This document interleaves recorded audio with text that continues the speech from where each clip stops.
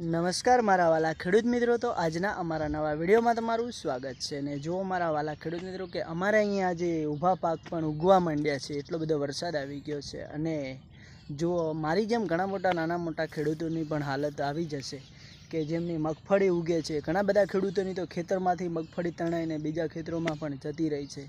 તો કદાચ તમને મારા વાલા ખેડૂત મિત્રો એક વાતની ખબર હશે કે આપણા નરેન્દ્રભાઈ મોદી સાહેબે એક નિયમ લાગુ કર્યો હતો કે ફસલ વીમા યોજના, તો એ પણ સપનું પૂરું થવા જઈ રહ્યું છે આપણા મોદી સાહેબનું। અને જુઓ કે ઘણા બધા ખેડૂતોને ખૂબ જ તકલીફો પડી છે મારા જેવા, કે જુઓ અમારી જ આ મગફળી જુઓ તમે કે અહીંયા ઉગવાનું ચાલુ થઈ ગયું છે અને ખૂબ જ હેરાનગતિયું છે।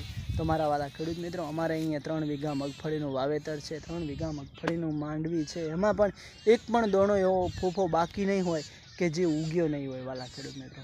તો આ વખતે અમારે બધા મારી જેમ ઘણા બધા ખેડૂતો રોવે છે વાલા। તો મારો આ વિડીયો એટલો બધો શેર કરજો કે નરેન્દ્રભાઈ મોદી સુધી પહોંચે અને એમની ફસલ વીમા યોજનાનું સપનું સાકાર થાય અને મારા જેવા ખેડૂતોને થોડી ઘણી સહાય મળે। તો વાલા ખેડૂત મિત્રો, અમારે 4 વીઘા કપાસની વાવેતર કરેલી ખેતી છે, એ પણ હવે તો કપાસ ઉપર કપાસ ઉગી ગયો છે।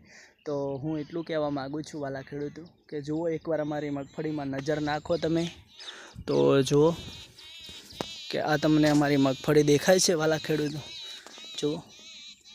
જુઓ વાલા ખેડૂત મિત્રો, આ મગફળીની હાલત છે જુઓ તમે વરસાદના કારણથી।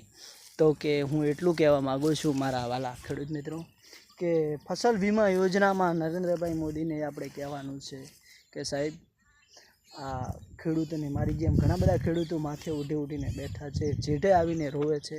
તો વાલા ખેડૂત મિત્રો, એમને સહાય મળે અને જે કે અત્યારે ખેડૂતો તો હવે ખેતી પણ કઈ રીતે કરે, પોતાનું લીધેલું ઉઘરાણું હોય છે એવું બધું ઘણું નાના મોટું કરેલું હોય છે। તો એમના માટે વિડીયો છે વાલા કે કુદરત જે ધારે છે એ જ થાય છે વાલા, ને કુદરતથી મોટા આપણે નથી। તો કે વાલા ખેડૂત મિત્રો, પણ થોડું હૈયામાં ધીરજ રાખજો, હૈયામાં હામ રાખજો। ઉપરવાળાના હાથમાં છે, આપણા હાથમાં નથી। પણ કદાચ જો આ વિડીયો મારો મોદી સાહેબ સુધી પહોંચશે તો આપણા બધાનું ભલું થશે, સારું થશે। અને આ વિડીયો જે જોતા હોય તે લોકો વિડીયોને આગળ શેર કરજો, જેથી કરીને ફાયદો થાય ખેડૂતોને અને સહાય પણ મળે।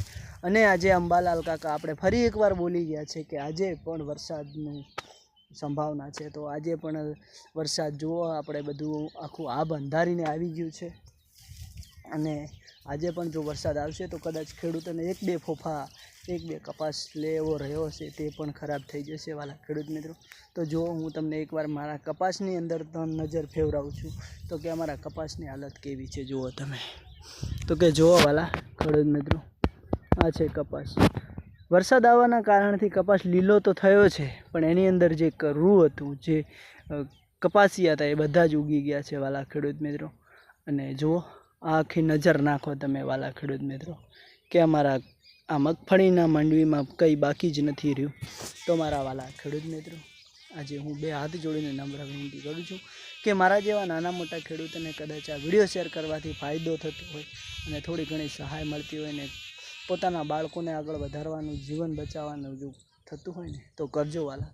કારણ કે આ માંડવી ઉપર ને આ ખેતી ઉપર તો ખેડૂતો એવું ઘણું બધું વિચારીને બેઠા હોય છે કે અમારા નાના બાળકોની સ્કૂલમાં ફી ભરીશું, એમને કપડાં લઈ આપશું, એમને સારું મનગમતું બધું, જે કે એકબીજાનું અલગ સપના તો હોય ને વાલા।